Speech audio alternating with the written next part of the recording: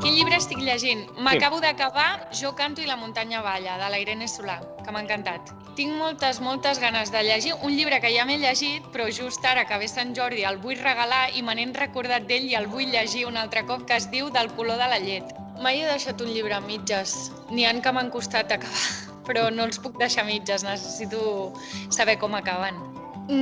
Siddhartha de Hermann Hesse, perquè és un llibre que em va arribar molt.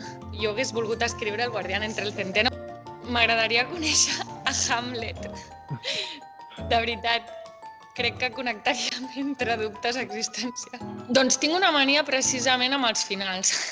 És a dir, tant quan escric com quan llegeixo, el final és un moment en què he d'estar molt connectada, és a dir, durant l'escriptura de l'inici al nus o durant la lectura de l'inici al nus puc estar a qualsevol lloc, però és que al final sé que he d'estar ben centrada perquè si no, bueno, no acabo bé. El meu llibre el regalaria a moltes dones que he conegut i que vaig coneixent, sobretot, però ara en concret penso en una amiga que realment està passant per una situació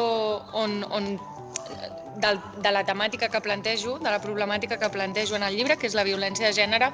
Llavors crec que just en aquest moment a ella li aniria molt bé rebre aquest llibre. I en tot cas, si no, a una classe d'adolescents a l'institut, els hi regalaria a totes les adolescents i a tots els adolescents.